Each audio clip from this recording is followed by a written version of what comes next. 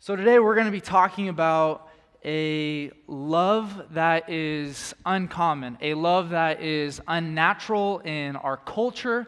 It's unnatural to anything that we ever experience. It's the love that we receive from God. And it's the love that we can then pour on to others. So if you guys have Bibles, go ahead and turn to John chapter 13. We'll be in John chapter 13, verse 1. This chapter is the beginning of a whole new section in the Gospel of John. Before this, it was all completely focused on his public ministry, what he did in the sight of everybody, in sight of the people. But John chapter 13 begins this new section where he's going to focus solely on his disciples, solely on the people that were with him. This is a 24-hour period right before he would endure the cross. This is his final hours.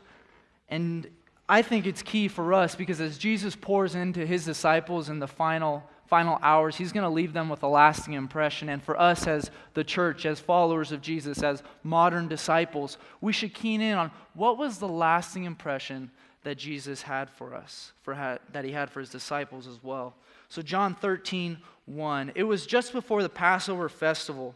Jesus knew that his hour had come for him to leave this world and go to the Father.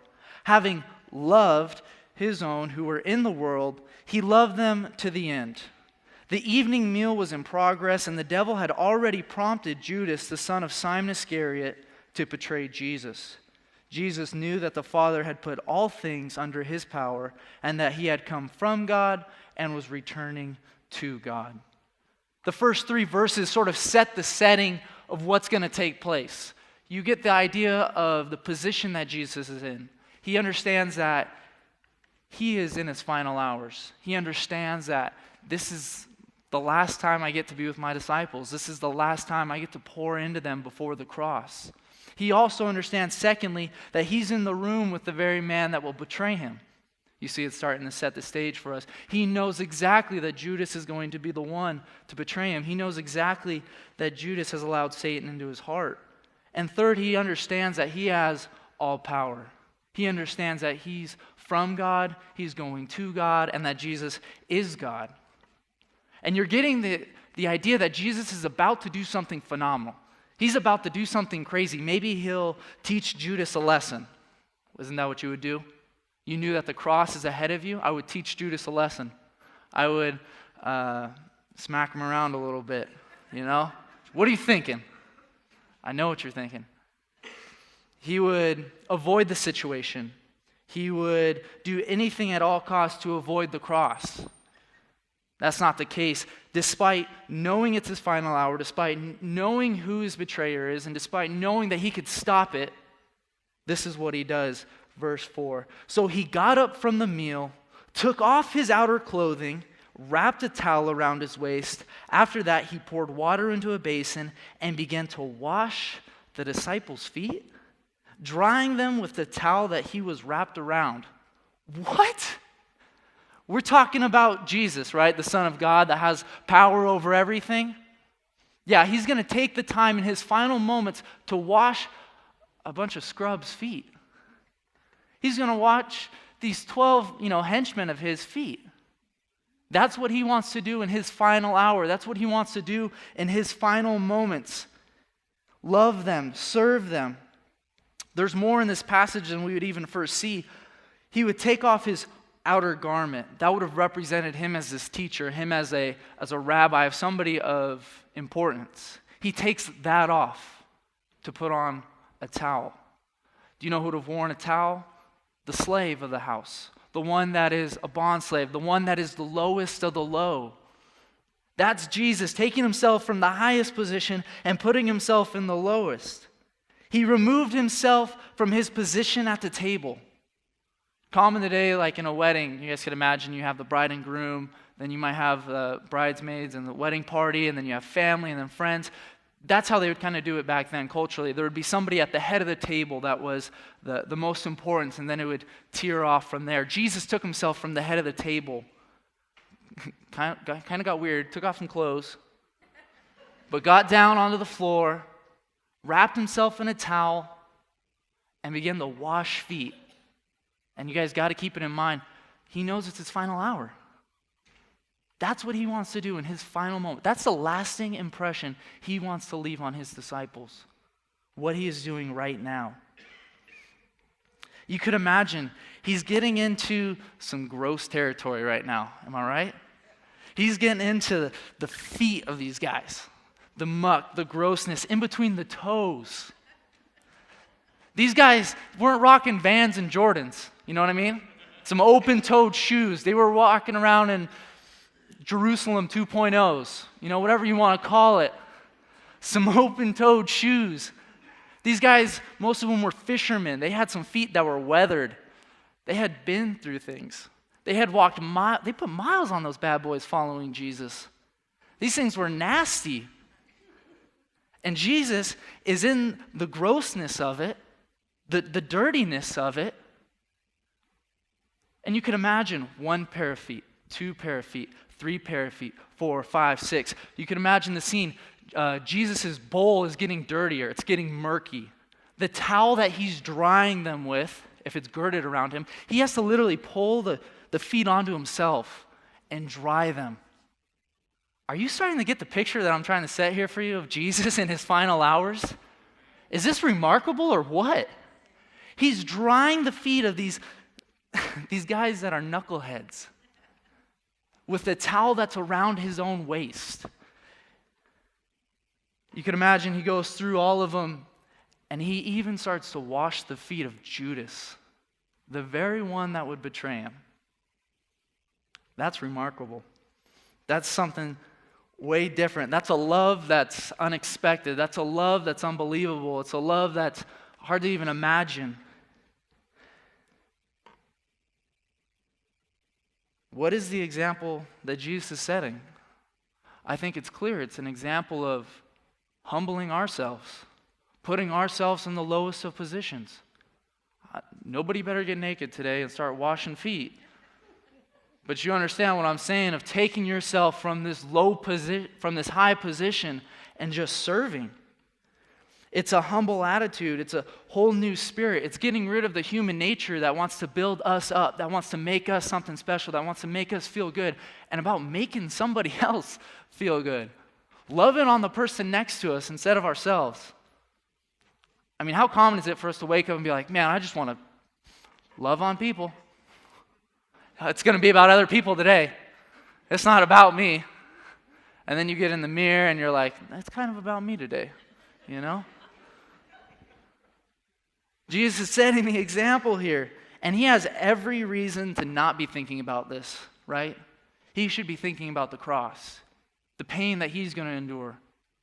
No, he's thinking about his disciples. What example is he leaving them with? I'm going to give Pastor Taylor a little bit of a hard time since it's his birthday today. And he was not necessarily the best example of this when we were kids. We used to do this thing where we would go out, and if my mom just got a huge drink for us to share maybe, I was the grossest human being in the world. So if I even took a sip of this thing, he doesn't want any of it. You know what I mean? So he would have to drink the first 50% of it, and then I get the last 60% that's mainly backwash. That's why there's the extra 10% in there, in case you were wondering. There's backwash in the rest of it. That's the part that I get to drink. He's going to drink the first half, I get the second half. Or even if we would pray before dinner, we'd gather around in the kitchen, make a circle to hold hands, and if I showed up late to the circle and I were to stand next to him and have to hold his hands, he would move to the other side of the circle. That's a pastor here. You know what I mean? That's a pastor here. You should be concerned. So he would move to the other side, and let's say my mom didn't want that. She'd be like, Taylor, hold your brother's hand. And you know what he would do? He would come over and he would squeeze that hand so hard, he'd be making my hand purple, breaking every single ounce of my knuckles. It was either that option, or he would do this thing, I can't stand it when people do this, where they just dead fish it, and you're holding nothing but fingertips. Are you dead over there? Like, what's going on? Just hold my hand, we're praying. Don't be a dead fisher. Not cool. I mean, that's a silly example, but it might be the attitude that we have on people. type of mentality. And Jesus, that's the complete opposite. He's pulling them in. Even their feet, he's pulling in to serve them.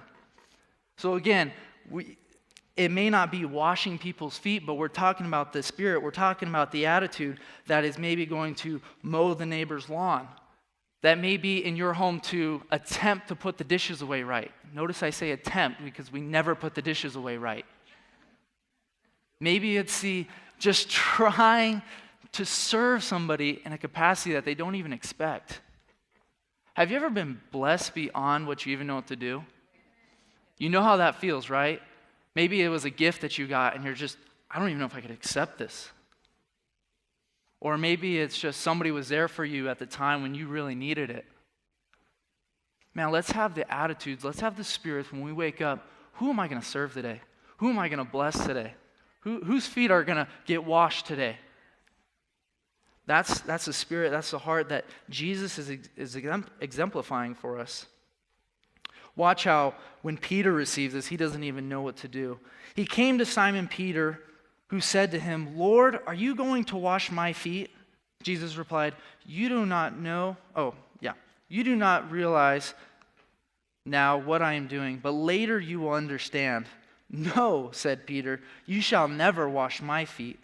Jesus answered, "Unless I wash you, you have no part with me."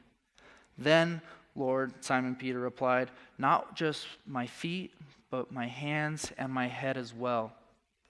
You can imagine Peter understands it. He gets it. He's all, why is Jesus washing my feet? This is the Son of God. This is the guy that walked on water. I'm the guy who sank. Why are you washing my feet? John the Baptist kind of had the same spirit. Like, why am I baptizing you when you should be baptizing me? That's the attitude that Peter has. He feels uncomfortable with it. For those of you that really like to know about the Greek stuff, Peter's language right here, it's the pronouns are the focus. Peter's focusing on, you are going to wash my feet? You, me. That doesn't make sense. Peter's language is even speaking of, I don't understand this love. It's too much for me. I'm the guy who sank. I'm the guy that speaks at the wrong time. I'm the guy that is going to fail. And it makes sense that he might feel uncomfortable. It makes sense that he might not know how to deal with it. But I can relate it back to us and think of how God has blessed me, and I don't even understand it. I can't fathom it. How could God continually forgive us over and over again? Isn't it amazing that that is truly the gospel that we just receive even when we don't deserve? Peter doesn't understand it. We don't have to understand it. You just have to accept it. Receive it. You may feel uncomfortable. You may feel like I've done too much wrong. My feet are the grossest out of everybody here. Jesus wants to accept you right where you are. You may not understand it, but it's there for you, and he loves you so unconditionally, so exceptionally, and it's unnatural to us, but you just have to receive it. That's the beauty of the gospel. He's telling Peter, you might not get it, but you're going to get it later. Not only is this an example of us not really understanding God's love, but this was also a sort of a theological thing, a sort of biblical concept. Peter's head and hands and feet, well, the hands didn't need to be washed, but only his feet. See, at that time, before the Passover, they would go through what's a ceremonial bathing.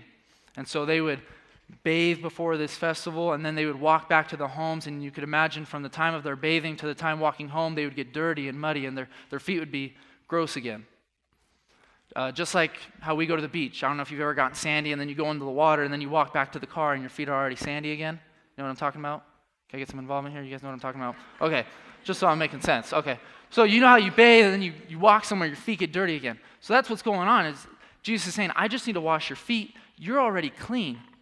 And we might just skip over that and be like, okay, he's talking about physically, reality, but he's talking about so much more than that. He's talking about the fact that you are already saved. I don't need to wash all of you. I just need to clean your feet again.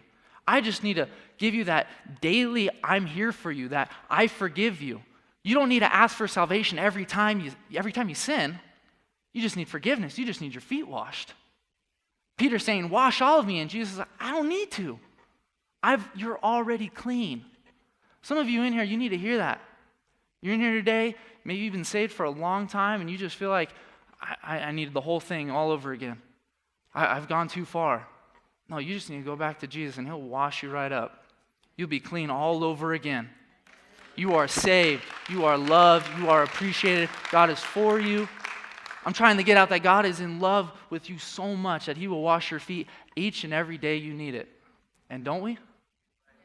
Almost every day we need it. That's got to be the mentality when we wake up. Jesus, just make me clean again. I need you again. Wash my feet. They're stinky. Next section. It says, for he knew who was going to betray him. And that was why he said not everyone was clean. When he had finished washing their feet, he put on his clothes and returned to his place. He said, do you understand what I have done for you? He asked them. You call me teacher and Lord, and rightly so, for that is what I am.